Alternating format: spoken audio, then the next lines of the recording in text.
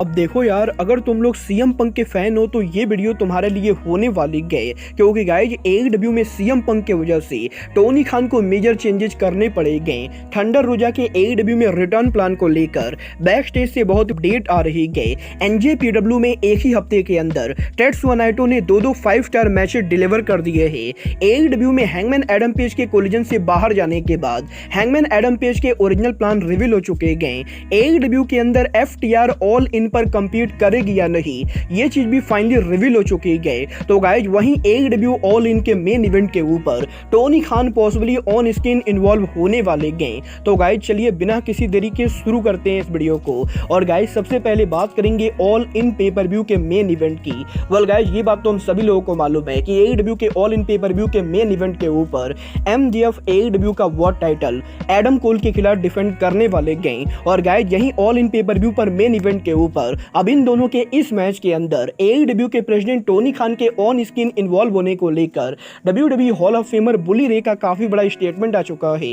Well guys इस हफ्ते Busted radio पर लोटस पॉडकास्ट के ऊपर बुली रे ने एडब्ल्यू के इस हफ्ते डायनामाइट शो के ऊपर टोनी खान, एडम कोल और एमजेएफ के सेगमेंट को लेकर बात की गई, जहां पर बुली रे का बेसिकली ये कहना है कि एडब्ल्यू कंपनी के खुलने के 4 सालों के बाद पहली बार टोनी खान एडब्ल्यू के किसी स्टोरी लाइन के अंदर अपीयर हुए हैं। और गाइज यहां पर ये पहली बार हुआ था जब एडब्ल्यू के इस हफ्ते डायनामाइट शो के ऊपर टोनी खान, एडम कोल और एमजेएफ की स्टोरी लाइन के अंदर शामिल हुए थे। और गाइज अब जबकि डायनामाइट पर टोनी खान एमजेएफ की स्टोरी लाइन में शामिल हो चुके गए, तो गाइज यही बुली रे का ये दावा करना है कि पॉसिबली एडब्ल्यू के ऑल इन पेपर व्यू के मेन इवेंट के ऊपर टोनी खान किसी तरीके से इन्वॉल्व होने वाले गए। और guys possibly all in pay per view के मेन इवेंट के ऊपर मैच के अंदर कुछ ना कुछ ऐसा होने वाला है जिसके बाद कि टोनी खान को ऑन स्क्रीन आके मैच के एंडिंग पर कुछ चेंजेस करने पड़ेंगे। और गाइज बुली रेस को देखने के लिए बहुत ही एक्साइटेड है कि टोनी खान एडब्ल्यू के इनके मेन इवेंट पर कैसे इन्वॉल्व होते गए।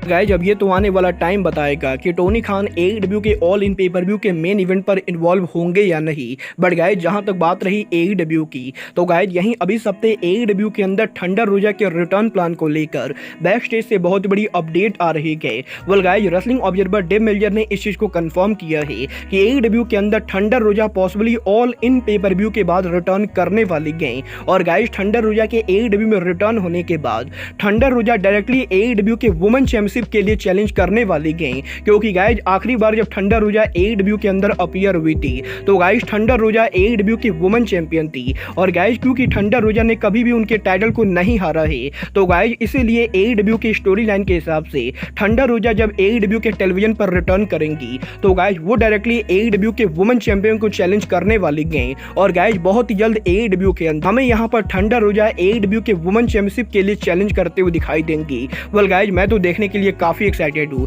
कि थंडर रोजा एडब्ल्यू में रिटर्न कैसे करती गए। बट गाइज चलिए फिलहाल आगे बढ़ते हैं और बात करते हैं एडब्ल्यू के पार्टनर इन प्रमोशन एनजेपीडब्ल्यू की। वेल गाइज ये बात तो आप सभी लोगों को मालूम होगी कि एनजेपीडब्ल्यू ने लास्ट वीक रेसलिंग इंडस्ट्री का बिगेस्ट टूर्नामेंट जीवन क्लाइमेक्स 33 को ओवर किया है। और गाइज जैसा कि मैंने जीवन क्लाइमेक्स के रिव्यू के अंदर भी एनजेपीडब्ल्यू के फाइनल 2 नाइट को लेकर बात की थी। वेल गाइज यहाँ पर इस साल एनजेपीडब्ल्यू के फाइनल 2 नाइट के ऊपर हमें यहाँ पर टेट्सुया नाइटो कंपीट करते हुए दिखाई दिए थे, जहां पर जीवन क्लाइमेक्स के सेमीफाइनल के ऊपर टेट्सुया नाइटो ने विल ऑस्प्रे को बीट किया था। और गाइज इसके बाद जीवन क्लाइमेक्स के फाइनल के ऊपर टेट्सुया नाइटो ने ओकाडा को बीट करके जीवन क्लाइमेक्स को जीत लिया था। और गाइज इवन यहां पर जब मैंने भी एनजेपीडब्ल्यू के जीवन क्लाइमेक्स के फाइनल 2 नाइट का रिव्यू किया था, तो गाइज मैंने आप लोग को ये बात क्लियर बोली थी कि विल ऑस्प्रे वर्सेस टेट्सुया नाइटो और नाइटो वर्सेस ओकाडा ये दोनों मैचेस 5 स्टार रेटिंग डिजर्व करते गए। और गाइज अब फाइनली रेसलिंग ऑब्जर्वर की तरफ से इन दोनों मैचेस को लेकर ऑफिशियल रेटिंग सामने आ चुकी है।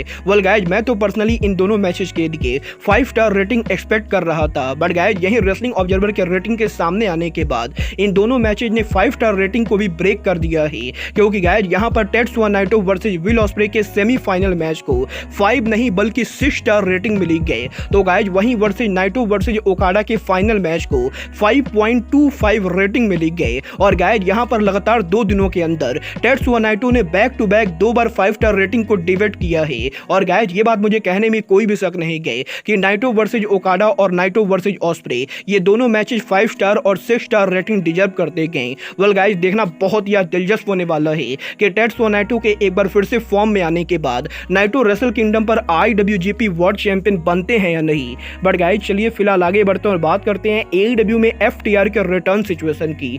वेल गाइज ये बात तो मैंने आप लोग को कल रात की वीडियो में ऑलरेडी बता दी गई कि AEW के tag champion cash wheeler America के अंदर अरेस्ट हो चुके गए। और गाइज यहाँ पर AEW के ऑल इन पे पर व्यू के मात्र 10 दिन पहले कैश व्हीलर के अरेस्ट होने के बाद अब बहुत सारे लोग इस चीज को लेकर कंसर्न है कि क्या AEW के ऑल इन पे पर व्यू के ऊपर FTR AEW का टैग टीम चैंपियनशिप डिफेंड करेगी या नहीं। वेल गाइज अब यहाँ पर फाइनली कैश व्हीलर के इस पूरे मामले का रिपोर्ट सामने आ चुका है। वेल गाइज कल यहाँ पर अमेरिका के अंदर कैश व्हीलर की ये हियरिंग हुई थी, जहां पर कोर्ट के अंदर कैश व्हीलर के इस हियरिंग के अंदर कोर्ट के अंदर कैश व्हीलर के वकीलों का ये कहना है कि कैश व्हीलर बेसिकली यहाँ पर सड़क के ऊपर ट्रेवल कर रहे थे और गाइज रोड के ऊपर किसी से झगड़ा होने के दौरान कैश व्हीलर ने उनके पिस्तौल को बाहर निकालकर अपने अपोनेंट को डराने की कोशिश की थी। और गाइज क्योंकि कैश व्हीलर ने इस पूरे झगड़े के अंदर कहीं भी किसी के ऊपर किसी तरह की फायरिंग नहीं की गई, तो गाइज इसीलिए किसी को भी किसी तरह की हानि नहीं पहुंची गई। और गाइज क्योंकि यहाँ पर किसी को किसी तरह की चोट नहीं लगी गई, तो गाइज इसीलिए अमेरिका के अंदर कोर्ट ने कैश व्हीलर को जेल में नहीं भेजा है। और गाइज यहाँ पर बेसिकली कैश व्हीलर के ऊपर कोर्ट के द्वारा $2500 का फाइन लगाया गया है, तो गाइज वहीं कैश व्हीलर के पिस्तौल को जमा कर लिया गया है।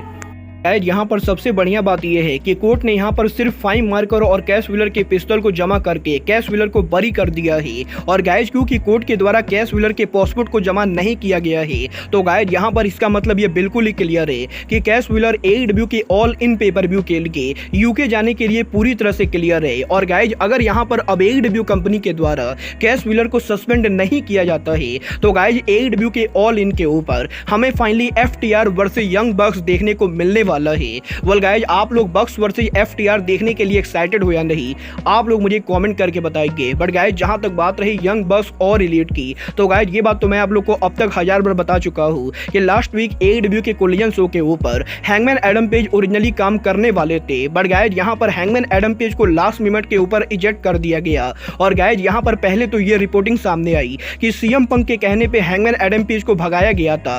बट गाइज बाद में PWI इनसाइडर ने ये कंफर्म किया कि CM पंक का इस पूरे मामले में कुछ भी लेना देना नहीं था। बट गाइज अब यहाँ पर इस पूरे मामले को लेकर एक और न्यू रिपोर्टिंग सामने आ रही है।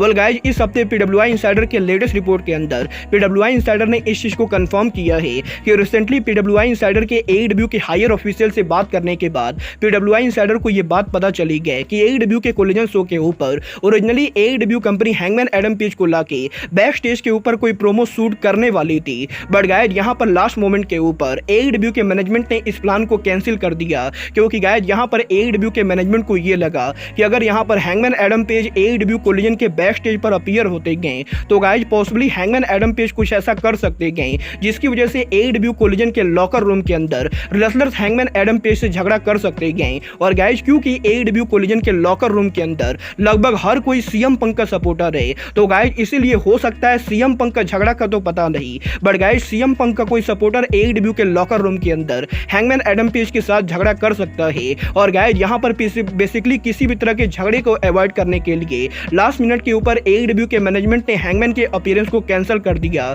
और गाइज यहाँ पर AEW के मैनेजमेंट का ये कहना है कि AEW के साल के बिगेस्ट पे पर व्यू के पहले AEW कंपनी किसी तरह का कोई भी खतरा नहीं लेना चाहती गई। और गाइज इसीलिए AEW के कोलिजन शो के ऊपर हैंगमैन एडम पेज को आने से मना किया गया था।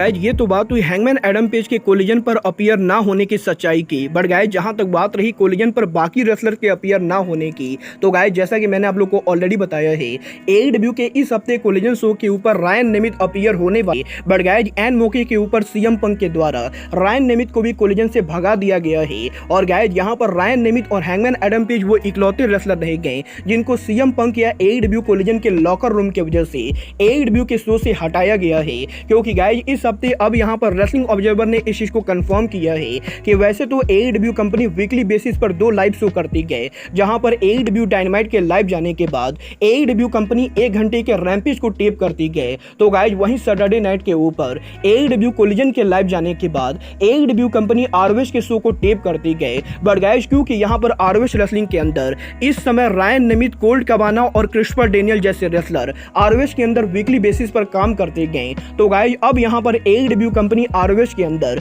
इन सभी रेसलर्स को फीचर तो करना चाहती है, बट गाइज क्योंकि ये सभी CM पंक के दुश्मन हैं, तो गाइज इसीलिए AEW कंपनी किसी भी तरह के झगड़े को अवॉइड करने के लिए इन सभी को ROH के टेपिंग से हटा रही गए। और गाइज यहाँ पर वैसे तो AEW कंपनी जनरल लेवल के ऊपर ROH रेसलिंग के शो को कोलिजन के बाद टेप करती गए, बट गाइज यहाँ पर इस हफ्ते AEW डायनामाइट के लाइव जाने के बाद AEW कंपनी ने ROH के कुछ मैचेस को टेप किए हैं। और गाइज यहाँ पर मजेदार बात यह है कि ROH के जिन मैचेस को टेप किया गया है उन मैचेस के रेसलर और कोई नहीं बल्कि CM पंक के दुश्मन और एलीट के सपोर्टर है। क्योंकि गाइज इस हफ्ते AEW डायनामाइट के लाइव जाने के बाद AEW कंपनी ने ROH के कुछ मैचेस को टेप किए और गाइज इन मैचेस के अंदर Ryan Nemeth, Christopher Daniel, Brandon Cutler और कोल्ट कबाना जैसे रेसलर फीचर हुए। और गाइज जैसा कि आप सभी लोगों को मालूम है, Christopher Daniel, Ryan Nemeth, Brandon Cutler और कोल्ट कबाना ये चारों CM पंक को बिल्कुल भी पसंद नहीं करते गए। और गाइज इसी रीजन की वजह से AEW कंपनी ने किसी भी तरह के झगड़े को अवॉइड करने के लिए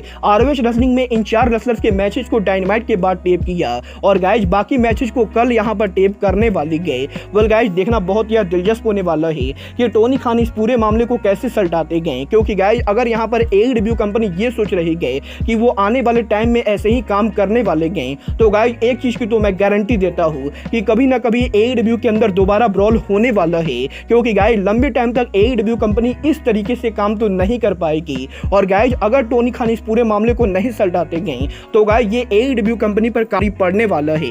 वेल गाइज अब ये तो आने वाला टाइम में पता चलेगा कि टोनी खान की कंपनी इन चीज़ों को कैसे मैनेज करती गए। बट गाइज फिलहाल के लिए अब आज के इस वीडियो में बस इतना ही। मैं मिलता हूँ आपसे अपने अगले वीडियो में। बट गाइज तब तक के लिए good bye, good night and bang.